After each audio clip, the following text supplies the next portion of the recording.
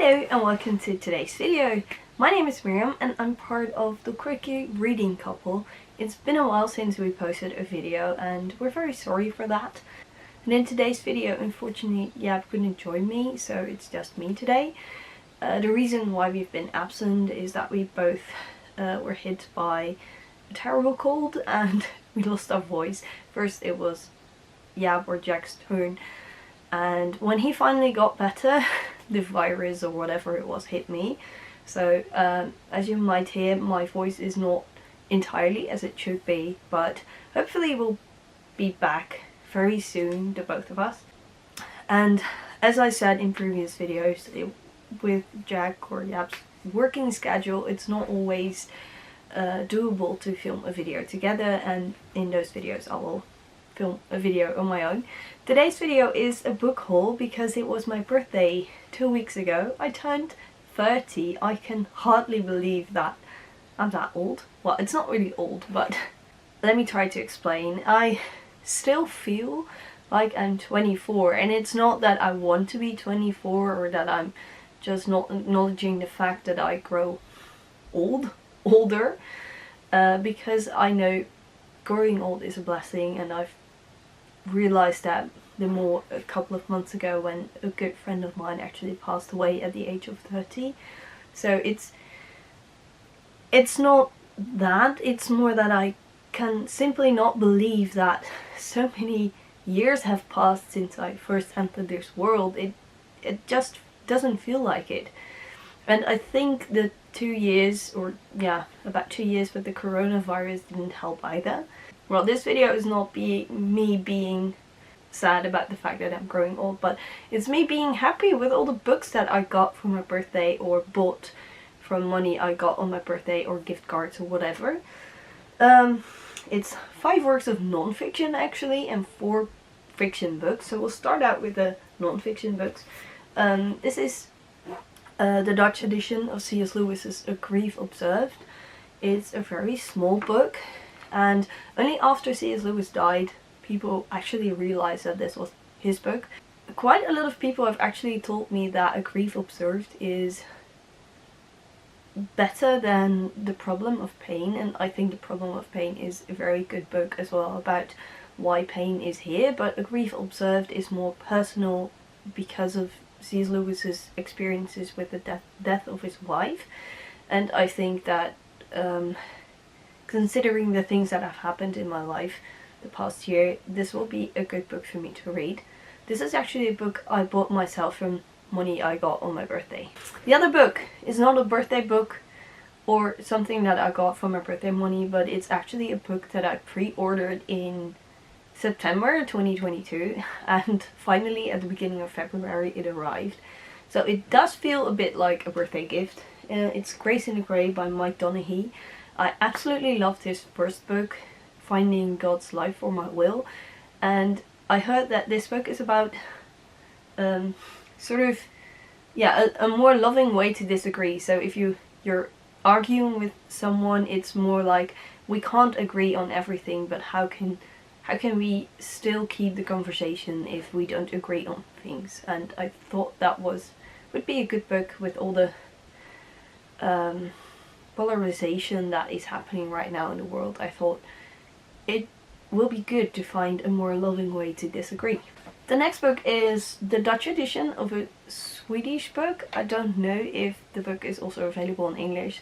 It's the translation is A Broken Hallelujah, and as far as my knowledge of the Swedish language, it's a literal translation because it's At bröstet halleluja.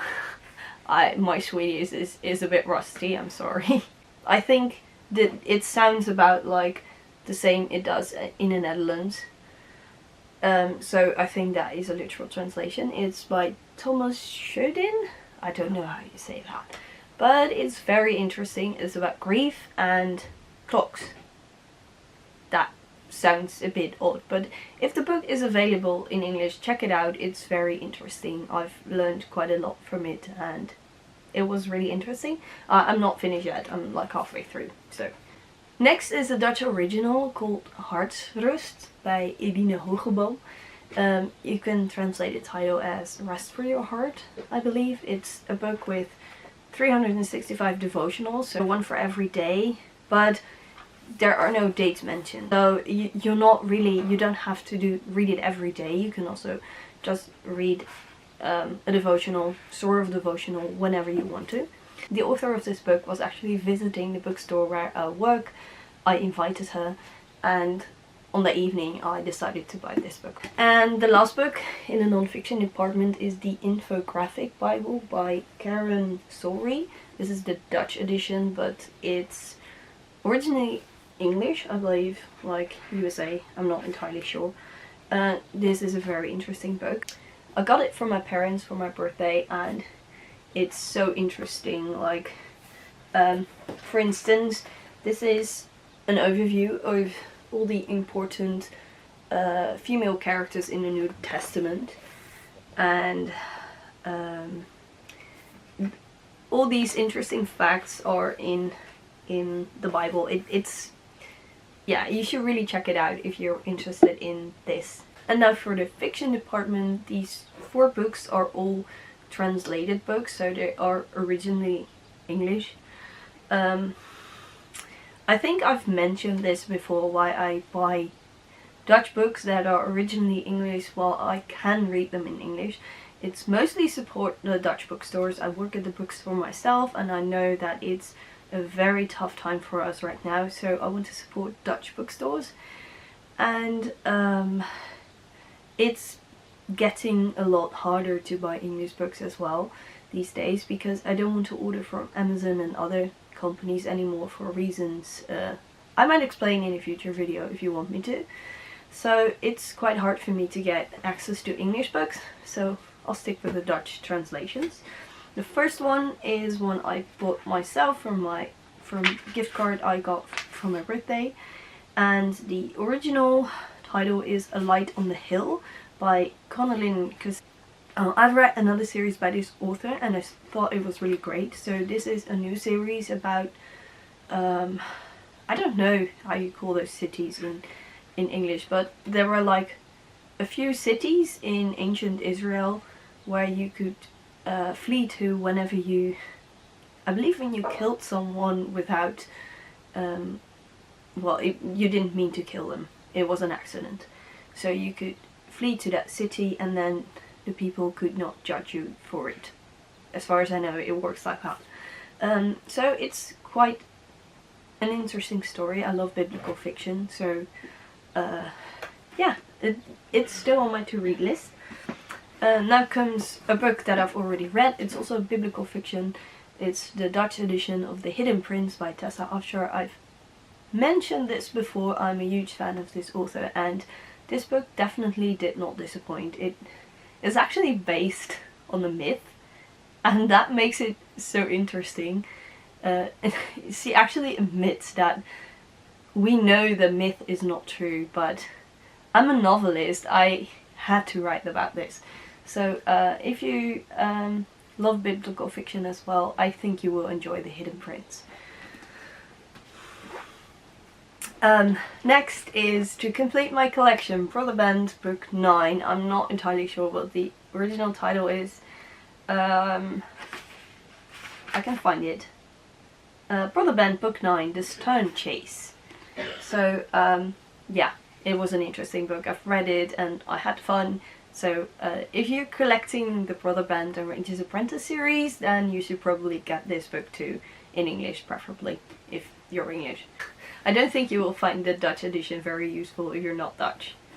And the last book was a book that I received from Jack's parents for my birthday. This book, the Brother Band book, was actually a gift from my brother and sister-in-law. And The Hidden Prince was another book that I bought from gift cards that I got for my birthday. But the last book is a book by Melanie Dobson, one of my favorite authors. The original title is The Winter Rose, and I really can't wait to get into this book. So far I've read 3 or 4 books by Melanie Dobson and all of them were great, so I can't wait to get into this one. I have 2 gift cards left for my birthday, but I wanted to wait to spend them because next week there will be another book in the Walker Family series by Melissa Tagg will come out in the Netherlands, and I want to buy that book from it. But from now on I can't buy any more new books until I've read my entire TBR stack. And I'm looking at it right now, and I think it has over 50 books on it. And I also got my Kobo Plus subscription with, well, unlimited books. But it's not that I have to read all the Kobo Plus books in order to buy new books, but for the coming months I don't think I need to buy any new books. Hopefully you enjoyed this book haul. Let me know in a comment what was the last book you bought, and did you enjoy it, or have you not read it yet but put it on your TBR to read later. If you like this video, give it a thumbs up, and if you want to see more bookish videos made by me or made by me and Jack, then hit the subscribe button, and as always, happy reading.